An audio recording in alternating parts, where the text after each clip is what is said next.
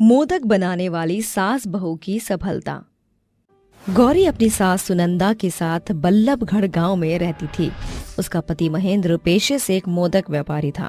वो गांव-गांव के बाजार में बड़े तबके के हलवाई के यहाँ मोदक पहुंचाया करता था। महेंद्र के मोदक के इस कारोबार में उसकी माँ और अपनी पत्नी दोनों पूरा हाथ बटाया करती थीं। ये लीजिए जी, सारे मोदक बन गए। शुक्रिया गौरी। और माँ, मेरे इस मोदक के कारोबार में आप दोनों सास बहू का बड़ा योगदान है। ऐसा कहकर महेंद्र मोदक बेचने निकल पड़ता है, मगर सामने से आ रहे ट्रक का संतुलन बिगड़ने के कारण महेंद्र वहीं ढेर हो जाता है। शाम को जब ये खबर सास बहू के कानों में पड़ती है तो वो सदमे से सन्ना उठते हैं। हे गौरी पुत्र गणेश, ये क्या हो गया? महेंद्र के चले जाने के गम में दोनों सास बहू गहरे शोक में डूब जाती हैं। अब धीरे धीरे उनके घर में खाने के लाले पड़ जाते हैं। ये दुर्दशा देखकर सुनंदा माथे पर हाथ धरे हुए कहती है, कितनी दफा कहा था महेंद्र को कि सारी कमाई खर्च मत कर। अगर उसने थोड़े पैसे बुरे वक्त के लिए बचाए होते तो आज हम सास बहू दाने दाने को मोहताज न होती। माँ जी, जो बीत गया उसे दोहराकर कुछ हासिल नहीं होगा। बहू, मेरी जिंदगी तो आधे से ज्यादा गुजर चुकी है, मगर तेरे सामने सारा जीवन पड़ा है। तो दूजा ब्याह रचा ले। सासू माँ ये किस असमंजस में डालने की कोशिश कर रही हैं? भूल से भी भविष्य में फिर कभी ये बात मत दोहराइएगा। उस रात सुनंदा के सो जाने के बाद गौरी भगवान श्री गणेश की मूर्ति के आगे बिलक बिलक कर रोते हुए कहती है,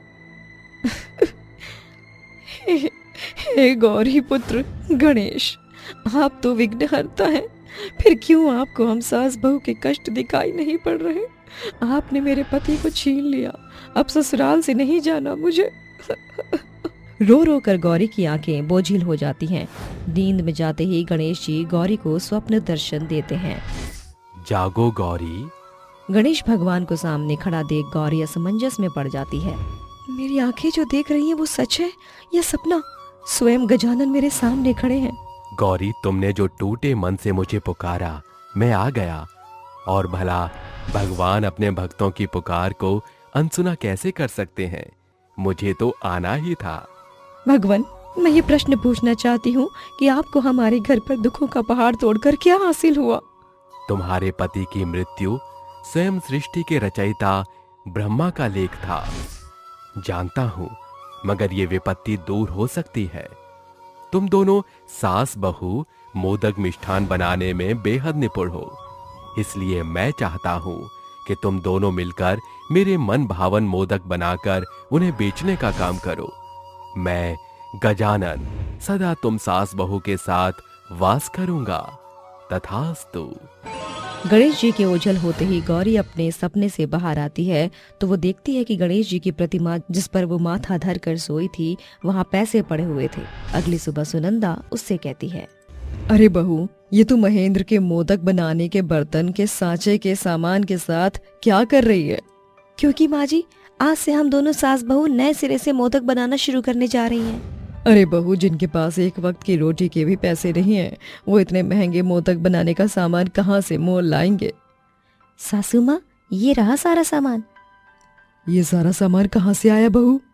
सासू माँ, कल रात मुझे गणेश जी ने स्वप्न दर्शन में मोदक बनाने का सुझाव दिया और जब मेरी आंख खुली तो उनकी प्रतिमा के सामने पैसे पड़े हुए थे। ये सब कुछ स्वयं गौरी सूत गजानन ने किया है। जहाँ चाह होती है वहाँ राह खुद ही खुल जाती है। दोनों सास बहू एक साथ मिलकर मोदक बनाती हैं। एक और गौरी मोदक की सामग्री तैयार करती तो दूसरी ओर सुनंदा मोदक को सांचे में ढालती, जिसके बाद दोनों मोदक बाजार में बेचने पहुंचती हैं। अरे आओ आओ आओ ग्राहकों, और चखो सास बहू के मीठे मीठे मोदक, पिस्ता केसर मलाई से बने मीठे मोदक। अचानक एक भिखारी गौरी के आगे हाथ पसारते हुए कहता है, अरे सुनो बहन, इस गरीब भूखे भिखारी पर तरस खाओ। कई दिन का भूखा हूँ, एक दो मोदक मिलेंगे क्या? हाँ भाई, क्यों नहीं, ये लो। जैसे ही ये गौरी भिखारी की ओर मोदक बढ़ाती है, उसकी सास कहती है, अरे बहू, ये तो क्या कर रही है? आज हमारे मोदक के कारोबार का पहला दिन है, अब तक बोहनी भी नहीं हुई और तू इस भिखारी को मोदक दे रही है। माँ जी, एक भिखारी की भूख मिटाने से हमें ऐसी कोई खास घटी नहीं होगी, बल्कि क्या पता गणपति बप्पा की कृपा हम पर दुगनी बरस पड़े। ऐसा कहकर गौरी उस भिखारी को मोदक दे देती है, जिसके बाद गणेश जी की कृपा से उनकी दुकान पर मोदक खरीदने के खातिर कई ग्राहक जुट जाते हैं। ऐसे ही कई दिन गुजर जाते हैं। एक सवेरे जब दोनों सास बहू मिलकर मोदक बना रही होती हैं तो सुनंदा कहती है, जी तोड़ मेहनत के बाद भी हमारे बनाए मोदक का कुछ खास मोल नहीं मिल रहा। अगर ऐसे ही चलता रहा तो ये हम सास बहू के खातिर घाटे का सौदा बन जाएगा। माँ जी, विघ्नहर्ता पर भरोसा रखिए। आज घर घर में गणेश जी की मूर्ति स्थापना है। आज हमारे मोदक अच्छे भाव में जरूर बिकेंगे। ठेले पर मोदक सजाए सास बहू बाजार पहुंचती हैं। आओ आओ गणेश भक्तों, और ले जाओ उनके मन भावन मोदक एकदम सस्ते भाव पर। देखते ही देखते सास बहू के मोदक खरीदने वाले सैकड़ों भक्तों की भीड़ उनके ठेले को घेर लेती है। सास बहू को उस दिन बड़ी कमाई हासिल होती है। देख लीजिए माँ जी, आज गणपति जी के स्थापन के दिन ही हम सास बहू के मोदक की लूट मार मच गई और कमाई भी भली भांति हुई।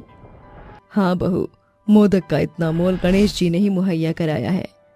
सप्ताह भर के भीतर दोनों सास बहू अपने मोदक की कमाई से एक छोटी दुकान में मोदक बनाकर बेचने लगती हैं। सभी श्रद्धालु उन्हीं से मोदक खरीदकर गणेश जी को भोग लगाते हैं। गणेश जी के स्थापन के 10 दिन पूरे हो जाते हैं और गणेश चतुर्थी का दिन आता है। तभी सास बहू के मोदक की दुकान पर सेतु नाम का एक बच्चा पीले अंगरखा और धोती का पहरावा पहने हुए वहां आता है। मैया, तुम्हारे मोदक ने मुझे मंत्रमुग्ध कर लिया। क्या मुझे खाने को एक मोदक दोगी? हाँ हाँ, क्यों नहीं, एक नहीं 2 मोदक लो। गौरी सेतु को 2 मोदक खाने को दे देती है, जिसे खाकर वो फिर कहता है, अरे वाह, तुम्हारे मोदक बड़े मन भावन थे, मगर इन 2 मोदक से मेरा मन नहीं भरा, मुझे और चाहिए। अरे सभी मोदक हम तुम्हें ही खिला देंगे तो हम सास बहू कमाएंगे कैसे? माँ जी, आज गणेश चतुर्थी है। लोग जगह जगह भंडारा करके भूखे लोगों की भूख मिटाते हैं, तो हम इस नन्हे बच्चे को मोदक भी नहीं खिला सकते। हमारे भाग्य का होगा जो वो हमें मिल ही जाएगा, भरोसा रखिए। सेतु एक एक करके सास बहू के सारे मोदक खत्म कर जाता है, जिसे देख सुनंदा माथा पकड़े हुए कहती है, सारे मोदक यूं ही खत्म हो गए। आज मोदक बदले में एक भी माल नहीं मिला। माँ जी, जरा इस बच्चे की खुशी तो देखिए, उससे बढ़कर हमारे मोदक का क्या मोल हो सकता है। आज नहीं तो कल कमाई कर लेंगे। हाँ बहू, कल सही। एकाएक नन्हा सेतु भगवान श्री गणेश का विशाल अवतार धर लेता है। दोनों सास बहू ये हाथ जोड़कर कहती हैं, प्रभु आप। प्रभु आप? हाँ, मैं सेतु बनकर तुम दोनों सास बहू की परख कर रहा था, मगर तुम्हारा मेरे प्रति भक्ति भाव और मानव जाति के प्रति प्रेम देखकर मैं बेहद प्रसन्न हुआ। इसलिए मैं तुम्हारी दिन दशा को बदल रहा हूँ। गणेश जी अपना दाहिना हाथ आगे बढ़ाकर सास बहू की छोटी सी मोदक की दुकान की काया पलट कर देते हैं और उन्हें काफी सारा धन देकर ओझल हो जाते हैं। धन्य हो प्रभु, आज गणेश चतुर्थी के उपलक्ष्य पर आपके दर्शन पाकर हम सास बहू का जीवन सफल हो गया। साथ ही साथ हम सास बहू के मोदक का कारोबार भी सफलता के शिखर पर पहुंच गया। गणेश जी से मिले पैसे से सास बहू मोदक के काम को और ज्यादा फैला देती हैं और एक दुकान से कई सारी मोदक मिष्ठान की दुकान शुरू करती हैं, जिसके लिए वो सदा गणेश जी का गुणगान किया करती हैं। श्री कृष्ण की पुजारन चुड़ैल। अंधेरी रात में तूफान आ रहा था। एक सफेद साड़ी में औरत कृष्ण जी की आरती गा रही थी। ओ कान्हा, अब तो मुरली की मधुर सुना दो तान। मैं हूँ तेरी प्रेम दीवानी, मुझको तुम पहचानो, मधुर सुना दो तान। ये भजन करते वक्त वो औरत कृष्ण जी की आरती उतार रही थी। वहीं उस मंदिर के पीछे सोते हुए आदमी को वो आवाज सुनाई देती है, अरे इतनी रात में इतनी मधुर आवाज में कौन गा रहा है? भला मैंने तो मंदिर के सारे पट बंद कर दिए थे। ये बोलते ही पुजारी मंदिर की ओर जाता है, जहाँ एक सफेद साड़ी में औरत कृष्ण पूजा में लीन थी। पंडित और आगे जाता है तो देखता है कि वो एक चुड़ैल है, जिसके गले और हाथों में रुद्राक्ष की माला थी। ये देखते ही वो डर कर चिल्लाता है, चुड़ैल, अरे चुड़ैल, चुड़ैल यहाँ पर कैसे आ सकती है? मुझे इस पर गंगा जल डालना होगा। नहीं नहीं, ऐसा मत कीजिए, रुकिए, मेरी बात तो सुनिए। मुझे एक चुड़ैल की बात सुनने की कोई जरूरत नहीं है। मैं तो सोच में हूँ कि एक चुड़ैल आधी रात में कृष्ण भजन क्यों गा रही है। कहीं तुम्हारी लोगों को मारने की कोई साजिश तो नहीं है? नहीं नहीं पंडित जी, ऐसी कोई बात नहीं है। मैं आपको पूरी बात बताती हूँ। दरअसल मैं कृष्ण भक्त हूँ, कृष्ण की दीवानी हूँ, जो वर्षों से कृष्ण जी की सेवा कर रही है। मेरा नाम राधा है। मैं इसी गांव में रहती थी और रोज सवेरे कृष्ण जी के लिए माला बनाकर उन्हें पहनाती थी और फिर मधुर वाणी में गाना गाया करती थी। सभी लोग मेरी आवाज से मंदिर में एकत्रित हो जाते थे। हे गोपाल कृष्ण करूँ आरती तेरी, हे प्रिय पति मैं करूँ आरती तेरी, तुझ पे ओ कान बलि बलि जाऊं, सांझ सवेर तेरे गुण गाऊं, बोलो कृष्ण कन्हैया की जय। जय। बेटा, इतनी मीठी आवाज में जो तुम रोज सुबह शाम आरती गाती हो, बहुत ही अच्छा लगता है। तुम्हारे गाते ही मंदिर में सब आ जाते हैं। पुजारी जी, ये तो कृष्ण का प्रेम है मुझ पर, जो उनके प्रेम में इतना मधुर गाना मैं गा पाती हूँ। सच में बेटी, तुम बहुत अच्छा गाना गाती हो। गोविंद तुम पर ऐसे ही कृपा बनाए रखें। राधे राधे। शुक्रिया अम्मा जी, पर सिर्फ राधे राधे कहने से काम नहीं चलेगा, मेरे कृष्ण का नाम भी लेना होगा। राधे कृष्ण। राधे कृष्ण बेटा। ये लीजिए प्रसाद। ये कहते ही राधा सबको प्रसाद बांट देती है। शाम को राधा घर लौटती ही है कि ब्रिजमोहन राधा से रोकते हुए कहता है, बिटिया, अरे ओ राधा बिटिया, तनिक रुकना। हाँ चाचा। अरे बिटिया, परसों जन्माष्टमी है, तो क्या तुम गोपाल को सजा दोगी उस दिन? और हाँ, तुम्हारी मीठी आवाज में गाना भी सुनना है। ब्रजमोहन चाचा, आप कैसी बातें करते हैं? भला मैं अपने कान्हा के किसी काम को मना कर सकती हूँ? और वो भी उस दिन जिस दिन उनका जन्म होगा। मैं आ जाऊंगी। मैं जानता था बेटी, तुम जरूर आओगी। 2 दिन बाद जन्माष्टमी का महोत्सव होता है। हर जगह जन्माष्टमी की चहल पहल होती है। मेले लगे होते हैं। जहाँ कृष्ण मंदिर में कृष्ण को बहुत अच्छे से सजाया हुआ था। मंदिर के बाहर मटकी फोड़ने की कार्यक्रम था, जिसमें मटकी तोड़ने वाली टीम आती ही नहीं है। तभी ब्रिजमोहन कहते हैं, अरे राधा, कुछ तो करो, बाहर से मटकी तोड़ने वाली टीम आ ही नहीं रही है। मटकी तोड़ने का कार्यक्रम कैसे होगा? चाचा, मुझ पर भरोसा रखिए, इस मटकी को अब मैं तोड़ूंगी। गो गो गो गोविंदा, चांदी की डाल पर सोने का मोर, सोने का मोर, ताक छाक ताक करे नीचे का चोर। ये गाते हुए वो आसपास के लोगों को घेरा बनाने के लिए कहती है, जिनकी मदद से वो उन पर चढ़कर मटकी फोड़ देती है और सभी लोग ताली बजाकर उसका प्रोत्साहन करते हैं। अरे वाह बेटिया, तुमने तो बहुत अच्छे से दही हांडी फोड़ दी। मेरा सपना था पुजारी जी कि एक दिन मैं भी दही हांडी फोड़ूं, और आज वो मौका मुझे खुद मिल गया। तो इसी बात पर कहिए राधे कृष्णा। राधे कृष्णा बेटा, तुमने बहुत अच्छे से हांडी तोड़ी। तुमने मेरी बात का मान रखा, उसके लिए बहुत बहुत शुक्रिया। चाचा, आप मुझे कितनी बार शुक्रिया करेंगे? अपने कृष्ण के लिए मैं कुछ भी कर सकती हूँ। ये तो सिर्फ दही हांडी फोड़नी थी। जय श्री कृष्णा चाचा, मैं भोग की तैयारी करती हूँ। ठीक है बेटा। ये कहकर राधा कृष्ण के भोग को तैयार कर लेती है। फिर उसी मंदिर में उन्हें अच्छे से सजा देती है। रात में जन्म के वक्त वो उनको झूला झुलाकर उनके लिए आरती गाती है। अच्युतम केशवम कृष्ण दामोदरम राम नारायणम जानकी वल्लभम।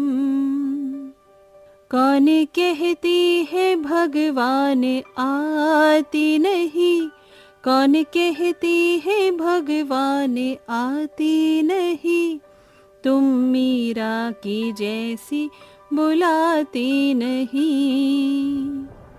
कौन कहती है भगवान खाती नहीं, कौन कहती है भगवान खाती नहीं, तुम शबरी की जैसी खिलाती नहीं। हाथी घोड़ा पाल की जय कन्हैया लाल की। कृष्ण का जन्म हो चुका है, हमारे कान्हा का जन्म हो चुका है।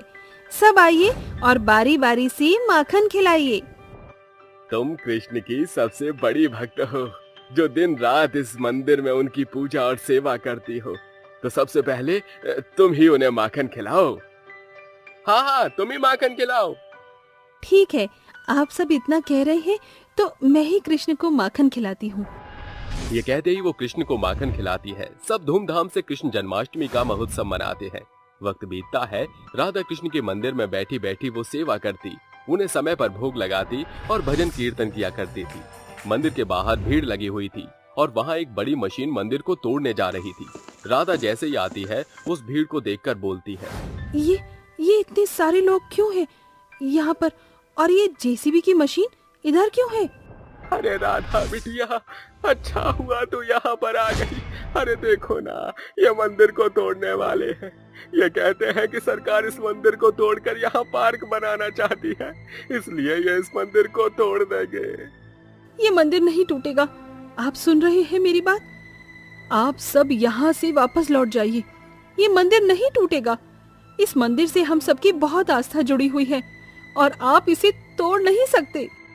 देखिए मैडम, हमारी बात समझिए, ये गवर्नमेंट का ऑर्डर है, हमें इस मंदिर को तोड़ना ही पड़ेगा।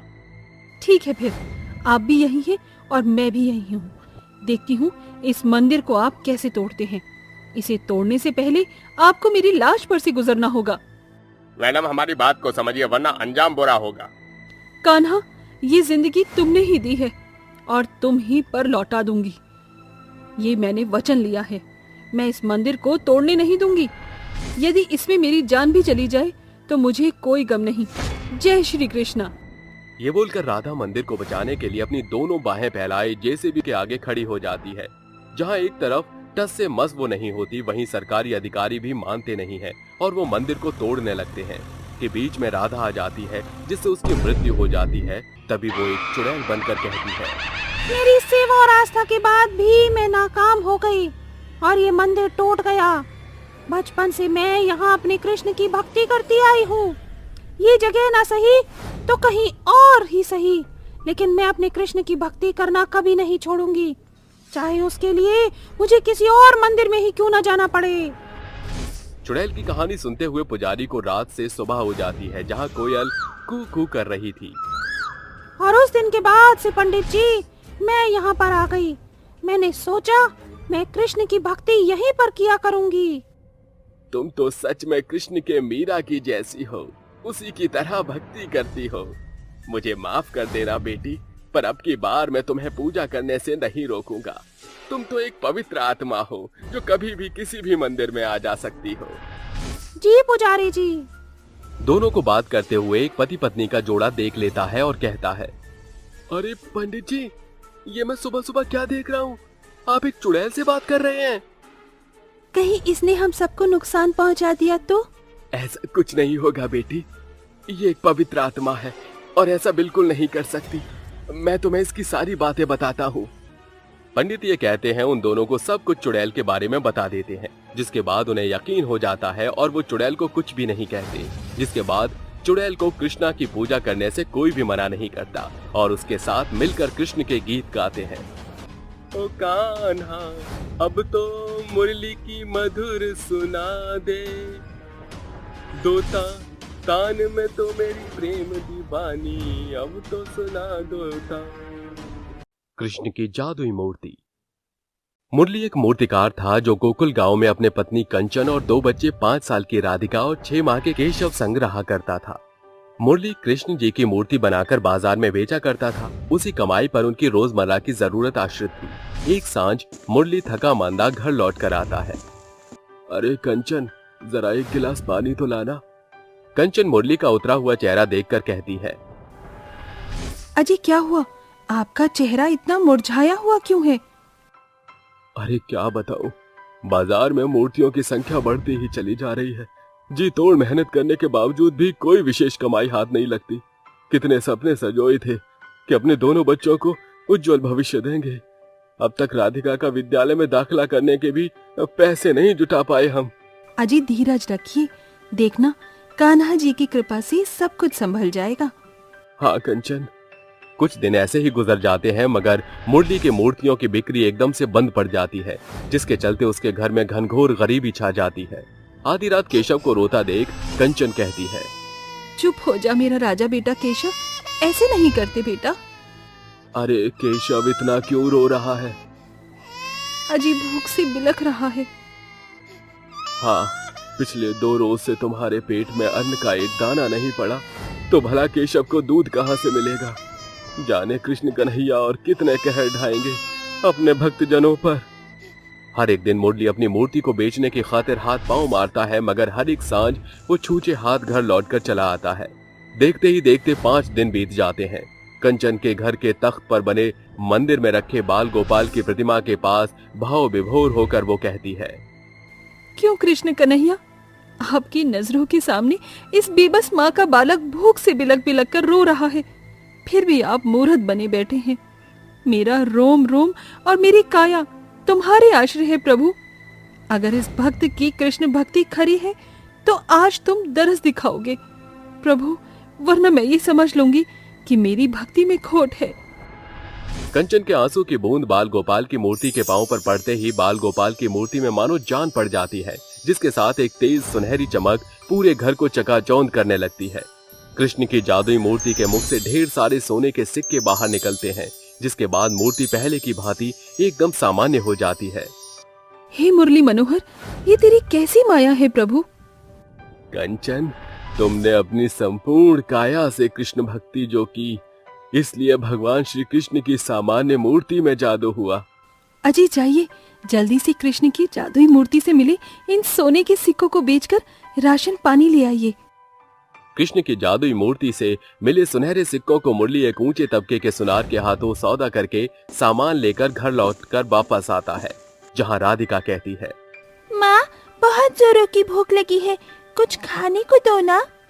भूख तो लगेगी ही, पिछले 5 रोज की भूखी जो है। घर की दशा देखकर अपनी भूख जाहिर नहीं कर रही थी, अभी झटपट खाना बनाती हूँ।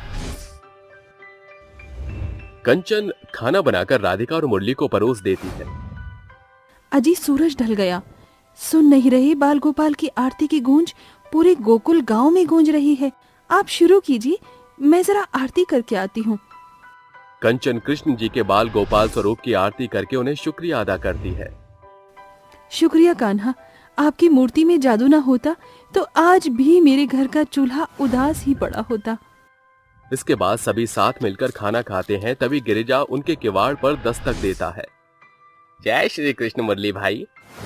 अरे गिरिजा, तुम अभी तरह हो, कहो कैसे आना हुआ? बस तुम्हें याद दिलाने आया था कि कल जन्माष्टमी है। जैसा कि कृष्ण की जन्मोत्सव के जश्न की जिम्मेदारी हर एक वर्ष सभी पर पड़ती है, तो इस वर्ष जन्माष्टमी के जश्न की बारी तुम्हारे ओर से करने की है। ये सुनकर मुरली के माथे पर शिकन पड़ जाती है, मगर कंचन बात संभालते हुए कहती है, हाँ हाँ गिरजा भाई, तुम फिक्र मत करो, सारा इंतजाम हो जाएगा। गिरिजा के जाने के बाद मुरली कहता है, अरे कंचन, तुमने जन्माष्टमी के जश्न की खातिर हामी कैसे भर दी, जबकि तुम हमारी दुर्दशा से बखूबी वाकिफ हो। बिना पैसों के कैसे मनाएंगे हम कृष्ण जन्मोत्सव? कृष्ण पर भरोसा रखिए, देखना कृष्ण कन्हैया की कृपा से कल जन्माष्टमी का सारा काम बन जाएगा। अगली सुबह पूरे गोकुल गांव में जन्माष्टमी की धूम मची होती है। कोई जोरों शोरों से घर की सफाई कर रहा था, तो वहीं गांव के कृष्ण मंदिर में साज सज्जा चल रही थी। मुरली उदास मन में चौबारे पे खड़ा सारा वृतांत देख कहता है, अरे सभी के घरों में जन्माष्टमी के जश्न की साज सज्जा हो चुकी है, एक हमारा ही घर सबसे फीका दिख रहा है। जाने आज सांझ को पूरे गांव को दावत कैसे देंगे? अरे जानते नहीं बाल गोपाल कितने छलिया है, देखना सांझ की जन्माष्टमी का सारा जुगाड़ भी हो जाएगा और हमें पता तक न चलेगा। दोनों दंपत्ति भूखे प्यासे कृष्ण भक्त में लीन हो जाते हैं। कुछ पल बाद पूरे गोकुल गांव में सांझ की बेला छा जाती है। कंचन बाल गोपाल की पूजा करके कहती है, कृष्ण कन्हैया, जानती हूँ आपने जो इस भक्त को बदहाली बख्श दी है, उसकी विवशता से सामान्य तौर से आपकी पूजा कर रही हूँ। अगर मेरे पास जरा भी धन होता तो आज जन्माष्टमी की बेला ही निराली होती। कंचन के बोल बच्चन रुकते ही कृष्ण जी की मूर्ति में एक बार फिर तेजोमय प्रकाश चमकने के साथ उनके मुंह से इस बार सैकड़ों सोने के सिक्के निकलते हैं। फिर एक आवाज पूरे घर में गूंज उठती है, कंचन, मैं चाहता हूँ कि तुम पूरी भक्ति भाव से मेरे स्वरूप का श्रृंगार करो। तुमको जिस किसी विषय में घटी जान पड़े, तुम जैसे ही उसे मेरे जादुई बाल स्वरूप प्रतिमा से मांगोगी वो पूरा हो जाएगा। धन्य हो भगवान, आपकी स्वर्णिम सलोने रूप की दरस की बड़ी चाह थी, पर आपके मंत्र मुग्ध बोल भी मेरे खातिर बहुत हैं। सुनो जी, कृष्ण जी की जादुई मूर्ति की माया और सैकड़ों सोने के सिक्के से हम आज की जन्माष्टमी में पूरे गांव को आसानी से खिला सकते हैं। अरे मगर कंचन, हमारे पास ज्यादा समय नहीं। अब इतनी सांझ को कौन सा हलवाई 1000 जनों की खातिर खाना बनाने का जिम्मा लेगा? सभी किसी भी क्षण आते ही होंगे। दोनों दंपति साथ मिलकर भगवान श्री कृष्ण की मूर्ति के सामने माथा रखकर कहते हैं, हमारी मदद करो बाल गोपाल। आपके जन्म अवसर के जश्न का आयोजन हमारे जिम्मे है, मगर हमारे पास उतना वक्त नहीं है प्रभु। कृष्ण कन्हैया, उस रोज जब आपके सखा सुदामा घोर दुर्दशा में आपके पास आए थे, तो आपने उन्हें गरीबी की धाक से उठकर महल का राजा बनाया। प्रभु, आज हमारी लाज आपके हाथों में। आपसे कुछ नहीं छिपा है प्रभु। हमें इसी पल खाना मुहैया कराओ मनमोहन। अगले ही क्षण कृष्ण जी की मूर्ति एक बार पुनः अपना जादू प्रकट करती है। कृष्ण के जादुई मुखमंडल से अनेकों व्यंजन कतार में बाहर आते हैं, जिसके बाद मुरली मनोहर की जादुई मूर्ति से आवाज आती है, कंचन, मुरली, तुमने अंत तक मेरे दामन को थामे रखा, इसलिए अब से तुम कभी भी किसी भी वस्तु के मोहताज नहीं होगे। आज जन्माष्टमी के रोज मैं तुम्हें आशीर्वाद देता हूँ। तुम फिर कभी लेने वाले नहीं, देने वाले बनोगे। अपने पुत्र केशव को आज तुम मेरे बाल गोपाल स्वरूप का श्रृंगार करना, ये मेरी अंतिम वाणी है। मगर भविष्य में तुम्हें जब भी मदद की जरूरत लगे, मेरे जादुई मूर्ति उसे परिपूर्ण करेगी। जैसे ही आवाज ओझल होती है, जादुई कृष्ण जी की मूर्ति सामान्य स्थिर हो जाती है। दोनों पति पत्नी बड़े उमंग जोश के साथ जन्माष्टमी के रोज सारा सामान जुटाकर जादुई कृष्ण जी की मूर्ति का दूध से स्नान और फिर संपूर्ण श्रृंगार करते हैं, जिसके बाद कंचन कृष्ण जी को माखन मिश्री का भोग अर्पण करती है और रात के 12 बजने तक जन्माष्टमी का जश्न मनाते हैं, जिसके बाद दोनों पूरे गांव का भोजन करते हैं और अंत में व्रत खोलते हैं। कृष्ण जी का जूठन खाना सभी के भाग्य में नहीं होगा। कंचन, यह जन्माष्टमी जीवन भर मनमोहन की माया की याद दिलाती रहेगी। साथ ही अब हम उस कृष्ण जी की जादुई मूर्ति से न सिर्फ अपनी बल्कि बेबस गरीब की भी भरसक मदद कर पाएंगे। बूढ़ी मेहंदी वाली। सुहासिनी अपनी बहू नेहा और बेटे सुनील के साथ रहा करती थी। नेहा अपनी सास के ऊपर बहुत ही अत्याचार करती थी। नेहा अपनी सास से घर का सारा काम करवाया करती, साथ ही अपनी सास को थोड़ा सा खाना खाने को देती थी। एक दिन नेहा की दोस्त नेहा के घर आती है और अपनी सहेली नेहा से बोलती है, अरे नेहा, तुझे पता है वैलेंटाइंस डे आ रहा है? हाँ यार, आ तो रहा है। मैं सोच रही हूँ सुनील जी को गिफ्ट क्या दूं। अरे यार, मैं भी यही सोच रही हूँ कि अपने हस्बैंड को गिफ्ट क्या दूं। अच्छा, मुझे एक बात पूछनी थी तुझसे। हाँ हाँ बिल्कुल, पूछना, क्या बात है? मैंने सुना है तेरी सास को बहुत ही ज्यादा अच्छी मेहंदी लगानी आती है, तो तू अपनी सास से मुझे मेहंदी लगवा दे। हाँ आती तो है, लेकिन वो बुढ़िया काम चोर है एक नंबर की। अरे नेहा, प्लीज बात करना अपनी सास से। अच्छा ठीक है, रुक। मम्मी जी, मम्मी जी। नेहा की आवाज सुनकर सुहासिनी नेहा के पास आती है और बोलती है, क्या हो गया बहू, कोई काम था क्या? मैंने सारा काम कर दिया है। अरे मम्मी जी, मैं आपसे हर समय काम थोड़ी ना करवाती हूँ जो आप इस तरीके से बोल रही हो। मेरी सहेली को आपके हाथों की मेहंदी बहुत ही ज्यादा पसंद है और वैलेंटाइन डे भी आ रहा है, तो ऐसा करना, आप उसको और मुझे मेहंदी लगा देना। ठीक है बहू, लेकिन अभी बर्तन धोना है, इसलिए मैं बर्तन धो के तुम दोनों को मेहंदी लगा देती हूँ। इतना कहकर नेहा की सास सुहासिनी वहाँ से चली जाती है। थोड़ी देर बाद सुहासिनी नेहा के पास फिर आकर अब मेहंदी लगाना शुरू कर देती है। जैसे उन दोनों को वो मेहंदी लगाकर वहाँ से उठती है और खाने के लिए बैठती है, तभी नेहा गुस्से में आती है और अपनी सास से बोलती है, ओ बुढ़िया, ये कैसी घटिया सी मेहंदी लगाई है तूने? देख, मेरी मेहंदी बिल्कुल भी नहीं चढ़ी, पता नहीं कैसे मनहूस हाथ से तूने लगाई है। अरे बेटा, तेरे हाथों की मेहंदी नहीं चढ़ी तो इसमें मेरी क्या गलती है जो तू मुझ पर चिल्ला रही है? अच्छा, तो अब तू मुझे समझाएगी मेरी मेहंदी रचनी है या नहीं? तुझसे तो बस मुंह चलवा लो खाली, निकल जा मेरे घर से। पर बेटा, मेरे पास तुम दोनों के सिवा इस दुनिया में कोई भी नहीं है, मैं कहाँ जाऊंगी? लेकिन वो अपनी सास की बातों का कोई जवाब न देकर उसको घर से बाहर कर अपने घर का दरवाजा बंद कर लेती है। बेचारी सुहासिनी अब बेघर हो जाती है और रोते हुए वो एक जंगल में चली जाती है। उसको वहां पर एक कुटिया नजर आती है और वो सोचती है, मेरी बहू ने मुझे घर से निकाल दिया, क्यों ना मैं इस कुटिया में रहकर अपना गुजारा करना शुरू कर देती हूँ। सुहासिनी उस कुटिया में रहना शुरू कर देती है और ऐसे ही कुछ दिन बीत जाते हैं। बेचारी सुहासिनी के पास ना तो कुछ खाने को और ना ही कपड़े पहनने को थे। एक दिन उस जंगल में सुहासिनी को एक लड़की रीता दिखाई देती है। वो काफी रो रही होती है। रीता को रोता हुआ देख सुहासिनी उससे पूछती है, अरे बेटा, तुम रो क्यों रही हो? तुम्हारा नाम क्या है? तुम तो अच्छे घर से लग रही हो। मेरा नाम रीता है। माँ जी, मैं अच्छे घर से तो हूँ, पर मेरे घर वाले अच्छे नहीं हैं। अरे रीता बेटा, तुम ऐसे क्यों बोल रहे हो? कोई भी घर वाला अपने बच्चों के लिए बुरा नहीं होता, वह उसके भले के लिए ही सोचता है। सुहासिनी की यह बात सुनकर रीता उससे बोलती है, माँ जी, मैं एक मेहंदी आर्टिस्ट हूँ, लेकिन मेरे हाथ जल गए हैं और अब वैलेंटाइन डे आने वाला है।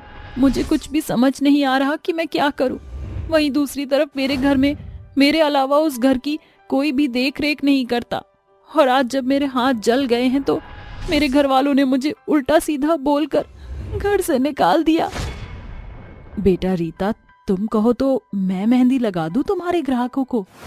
माँ जी, आपको मेहंदी लगानी आती है? हाँ बेटा, मुझे मेहंदी लगानी आती है।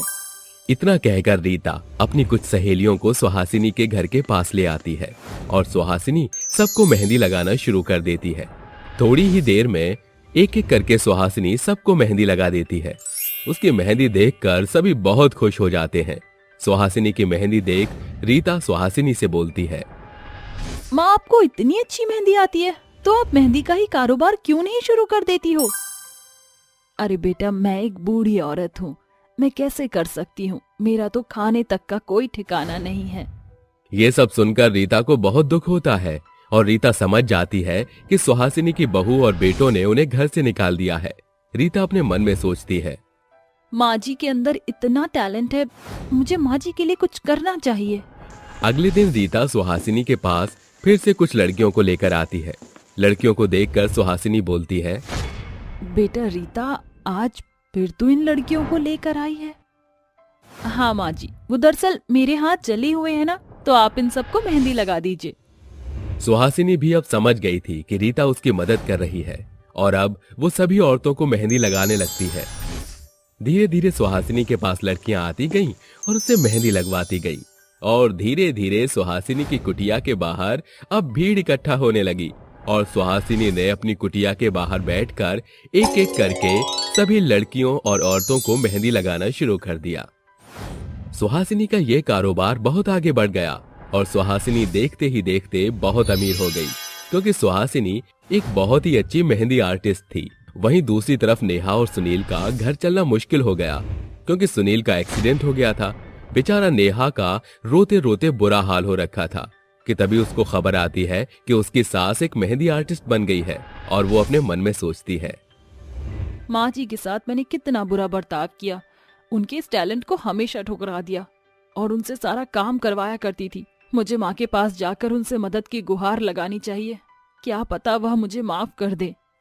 इतना सोचकर नेहा अपनी सास के पास जाती है और अपनी सास के आसपास लड़कियों की बहुत ज्यादा भीड़ देखती है और वो जब उस भीड़ को हटाकर अपनी सास के पास जाने की कोशिश करती है, तब उस भीड़ में से एक औरत उसे बोलती है, अरे बहन, तुझे दिखाई नहीं दे रहा है क्या? हम लोग लाइन में लगे हुए हैं अम्मा जी से मेहंदी लगवाने के लिए, और तू है कि मुंह उठाकर उनके पास जा रही है। चल जा पीछे लाइन में। मुंह संभाल कर बात करो तुम, मैं माँ की बहू हूँ। अच्छा, तो तू ही है वो नीच औरत जिसने अपनी सास को धक्के मार के अपने घर से निकाल दिया। अरे बहनों, देखो तो ये वो औरत है जिसने अपनी माँ समान बूढ़ी सास को इस उम्र में धक्के मारकर निकाला था, और आज जब इसको किसी भी चीज की जरूरत है तब यह अपने सास के पास माँ जी करके आ रही है। इतना सुनकर नेहा को बहुत ही दुख होता है और उसकी आंसू आ जाते हैं। सारी औरतों की भीड़ उसे ही घेरे हुए थी कि तभी सुहासिनी वहां आ जाती है और देखती है कि नेहा को सब उल्टा सीधा बोल रहे हैं। इतना सुनने के बाद सुहासिनी उन सभी औरतों से बोलती है, अरे बहनों, बस तुम सभी औरतें चुप हो जाओ, ये मेरी बहू है। अरे अम्मा जी, वो तो ठीक है, ये आपकी बहू है, लेकिन इसने भी तो आपको अपनी सास नहीं बल्कि माँ समझना चाहिए था। इसने क्या किया था आपके साथ? इस उम्र में आपको घर से ही निकाल दिया। हाँ हाँ, मैं समझती हूँ मेरी बहू की गलती है और अपने बच्चों की गलतियाँ माफ करना माँ बाप का फर्ज होता है। सुहासिनी को अपने पक्ष में बोलते हुए देख नेहा बहुत रोने लगती है और अपनी सास से रोते हुए बोलती है, माँ मुझे माफ कर दो, मैंने आपके साथ बहुत ही बुरा किया, आपको घर से निकाल दिया, आपको कितनी कठिनाइयाँ झेलनी पड़ी, लेकिन उसके बाद भी आज जब मुझे ताने मिल रहे हैं तो आप मेरे साथ खड़ी हो। मुझे माफ कर दो माँ, मैं हाथ जोड़कर विनती करती हूँ, आपके बेटे सुनील को आपकी जरूरत है, प्लीज मेरे साथ चलिए। नेहा की आंखों में आंसू देख सुहासिनी का दिल पिघल जाता है और वो उसके साथ चलने को तैयार हो जाती है। अपना सामान बांधकर वो अपने बहू बेटे के घर चली जाती है और जब वो अपने बेटे की हालत देखती है तो वो उसे देखकर रोने लगती है और अपने बेटे का इलाज बहुत ही बड़े हॉस्पिटल में करवाती है। कुछ दिन बाद सुनील अब बिल्कुल पहले की तरह ठीक हो जाता है। वहीं सुहासिनी अपनी मेहंदी का कारोबार बंद नहीं करती, जिससे वो और ज्यादा अमीर होने लगती है और अब सुहासिनी अपनी बहू नेहा और बेटे सुनील के साथ खुशी से रहने लगती है। चुड़ैल की शादी मोची से। अरे रात ज्यादा हो गई है, चलो घर के लिए निकल जाता हूँ, नहीं तो देरी हो जाएगी। काली सुनसान रास्ते पर चल रहा होता है, तभी उसे अजीबोगरीब आवाज आने लगती है। काली यहाँ वहां गर्दन घुमाकर किसी को ढूंढने की कोशिश करता है, लेकिन उसे कोई भी नजर नहीं आता। जिसके बाद काली चुपचाप चलने लगता है कि तभी एक धीमी आवाज आती है, काली, कहाँ जा रहा है तू? भूल गया तूने मेरे साथ क्या किया था? अरे इस रास्ते पर मेरे अलावा और कोई भी नहीं दिख रहा, फिर ये आवाज कहाँ से आ रही है? मुझे यहाँ से जल्द निकलना होगा। ऐसा सोचकर काली वहां से निकलने की कोशिश करता है, लेकिन तभी एक भयानक चुड़ैल उसके सामने आकर खड़ी हो जाती है, जिसे देखकर काली की सिट्टी पिट्टी गुल हो जाती है। तुम यहाँ कैसे? तुम तो मर चुकी हो, फिर तुम मेरा पीछा क्यों कर रही हो? तेरी वजह से मैं प्यार से बिछड़ गई, तुझे तो मरना ही होगा, लेकिन उससे पहले मुझे ये बता, तेरा बाप कहाँ है? अरे मुझे नहीं पता मालिक कहाँ गए हैं, लेकिन जब मालिक आ जाएंगे तो मैं तुम्हें बता दूंगा। तुझे क्या लगता है कि मैं तेरी बातों में आ जाऊंगी? मैं तुझे भी मारूंगी और अपने पिता को भी मारूंगी। चुड़ैल काली के साथ साथ अपने पिता को भी मारना चाहती थी। आखिर उसके साथ ऐसा क्या हुआ था जो वो एक बेटी होकर अपने पिता को मारना चाहती थी? आइए कहानी में आगे देखते हैं। अरे उर्मिला, उर्मिला, कहाँ हो तुम? सारी तैयारी हुई या नहीं? तुम जानती हो ना, आज मेरी बेटी अमेरिका से अपनी पढ़ाई पूरी करके पूरे 20 साल बाद वापस लौट रही है। आज जितना भी खाना बनेगा सब मेरी बिटिया के ही पसंद का होना चाहिए। अरे आप चिंता मत करो, आज सारा खाना हमारी बिटिया गजल की ही पसंद का बन रहा है। अच्छा सुनो, आज के जश्न में हमारी बिटिया खानदानी सैंडल पहनेगी, तो उन्हें निकलवा कर अच्छे से तैयार करवा दो। उर्मिला खानदानी सैंडल भी निकलवा कर रख देती है। वहीं दूसरी तरफ शमशेर सिंह अपनी जिप्सी निकाल कर अपनी बिटिया को लेने के लिए निकल जाता है, जिसके बाद कुछ ही देर में वो अपनी बिटिया को रेलवे प्लेटफॉर्म पर से अपने गांव में ले आता है। घर पहुंचते ही उसकी बिटिया गजल उससे कहती है, अरे पिताजी, मुझे बहुत जोरों से भूख लगी है, कुछ खाने के लिए मंगवाइए। अरे उर्मिला, कहाँ रह गई? जल्दी से मेरी बिटिया के लिए खाना लगाओ, उसे भूख लगी है। उर्मिला घर की नौकरानी के साथ मिलकर खाने की टेबल सजा देती है। कुछ देर में खाने की टेबल एकदम शानदार शाही टेबल नजर आने लगती है, जिसे देखकर गजल कहती है, अरे वाह पिताजी, टेबल तो बहुत शाही दिख रही है और खाना भी सभी का सभी मेरी पसंद का है। ऐसा कहकर गजल खाना खाना शुरू कर देती है, जिसके बाद जब वो खाना खा लेती है तो उसका पिता शमशेर उससे कहता है, बिटिया, आज मैंने गांव में एक बहुत बड़ा जश्न रखा है। इसमें तुम्हें हमारी खानदानी सैंडल पहननी है। क्या कहा? खानदानी सैंडल? कहाँ है हमारी खानदानी सैंडल? मुझे दिखाओ तो सही। उर्मिला खानदानी सैंडल निकाल कर लाती है। गजल उन्हें अपने पैर में पहनना शुरू करती है, लेकिन पहनते पहनते अचानक से सैंडल टूट जाती है। अरे ये क्या, सैंडल टूट गई? आज मैंने कई लोगों को कहा था कि मेरी बिटिया हमारी खानदानी सैंडल पहनेगी। अगर तुम इन सैंडल को नहीं पहनोगी तो मेरी बहुत बदनामी होगी। अब मैं क्या करूं? तभी वो अपने खास नौकर काली को बुलाता है और उससे कहता है, काली, हमारे गांव में सबसे मशहूर और सबसे अच्छा मोची जो कोई भी है उसे लेकर आओ और हमारी बिटिया के खानदानी सैंडल को जुड़वाओ। सैंडल नहीं जुड़ी तो तुम अपना सोच लेना। काली ये सुनते ही गांव में पहुंच जाता है और गांव से एक अरुण नाम के मोची को लेकर आता है। मालिक, ये है हमारे गांव का सबसे मशहूर मोची। अच्छा, जल्दी से इसे बिटिया के कमरे में ले जाओ। अरुण बहुत ही गरीब होता है, उसका इस दुनिया में कोई नहीं होता। वो मोची का काम करके अपने घर को चलाया करता था। अरुण गजल की खानदानी सैंडल उठाकर देखने लगता है। अरे, ये तो थोड़ी सी उखड़ गई है और इसकी सिलाई भी टूट गई है। लेकिन आप चिंता मत कीजिए, मैं आपकी इन सैंडल को अच्छे से जोड़ दूंगा। लेकिन एक बार चीजें टूटकर जुड़ने के बाद वो पुरानी लगने लगती हैं। लेकिन कुछ चीजें जुड़ने के बाद और भी खूबसूरत लगने लगती हैं। ऐसा कहकर अरुण गजल की खानदानी सैंडल जोड़ने लगता है। देखते ही देखते वो उसे अच्छे से सिल देता है और वो पहले से भी ज्यादा खूबसूरत और खूबसूरत दिखने लगती है, जिसे देखकर गजल कहती है, अरे वाह, ये तो बहुत ही सुंदर और प्यारी लग रही है। तुम तो सच में बहुत बड़ी कारीगर हो। ऐसा कहकर गजल अपनी खानदानी सैंडल पहनकर अपने पिता शमशेर सिंह के पास आती है, जिसके बाद शमशेर सिंह अरुण के काम के लिए उसे 10 सोने के सिक्के देने लगता है। लेकिन अरुण शमशेर सिंह से कहता है, मालिक, मेरे काम के अनुसार केवल 10 रुपए का काम मैंने किया है और आप मुझे 10 सोने के सिक्के दे रहे हैं। ये मेरे काम के आगे बहुत बड़ी रकम है, इसलिए आप मुझे केवल 10 रुपए दे दीजिए।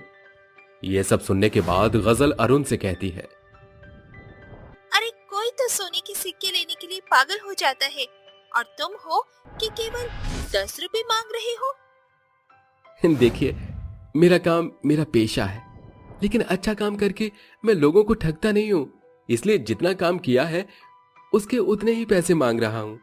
ऐसा कहकर अरुण मुखिया से 10 रुपए लेता है और वहां से चला जाता है। ये बात गजल को बहुत पसंद आती है और वो अपने मन ही मन अरुण को पसंद करने लगती है, जिसके बाद वो उससे मिलना जुलना शुरू कर देती है। कुछ दिन बाद एक सुबह शमशेर सिंह गजल से उसके रिश्ते की बात करने लगता है। बिटिया, अब तुम्हारी उम्र हो गई है। मैंने तुम्हारे लिए एक बहुत अच्छे खानदान का लड़का ढूंढा है। मैं चाहता हूँ कि तुम उससे शादी कर लो। पिताजी, मैं किसी से शादी नहीं कर सकती क्योंकि मैं पहले से ही किसी को पसंद करती हूँ। वो मेरी तरह इतना पढ़ा लिखा तो नहीं, लेकिन बहुत ईमानदार है। जब हमारी खानदानी सैंडल टूट गई थी तो उसी ने ठीक की थी। शमशेर ये सुनते ही गुस्से से पागल हो जाता है और अपनी बेटी से कहता है, अरे तुम पागल हो गई हो? तुम्हें पता भी है कि तुम क्या कह रही हो? एक मोची से मैं तुम्हारी शादी नहीं करवा सकता। तुम इतने बड़े खानदान की लड़की होकर एक मोची से शादी करने के बारे में सोच कैसे सकती हो? पिताजी, मैं ये सब बातें नहीं मानती। इंसान अच्छा होना चाहिए, तभी हम उसके साथ खुशी से रह सकते हैं। तुम्हारी शादी एक मोची से नहीं हो सकती। तुम्हारी शादी वहीं होगी जहां मैं चाहूंगा। ऐसा कहकर शमशेर गजल का हाथ पकड़कर उसे कमरे में बंद कर देता है। गजल छुप छुप कर अरुण से मिलती रहती है। ये सब शमशेर का वफादार नौकर काली देख लेता है और शमशेर से आकर कहता है, मालिक, मालिक, बिटिया उस 2 कौड़ी के मोची से रोज शाम ढले मिलने जाती है। अब मैं और बर्दाश्त नहीं कर सकता। अब मेरे पास एक ही रास्ता बचा है। और वो रास्ता क्या है मालिक? मैं अपनी इज्जत पर दाग नहीं लगने दे सकता हूँ। खानदान की इज्जत बचाने के लिए मुझे अपने ही खून का कत्ल करना पड़ेगा। लेकिन आप ये कैसी बात कर रहे हो? गजल बिटिया को आप कैसे मार सकते हो? शमशेर किसी की नहीं सुनता और रात के समय चुपचाप गजल के कमरे में जाता है और उसका गला घोंटकर उसे मार देता है। अब इस पाप को गंगा में जाकर धोऊंगा।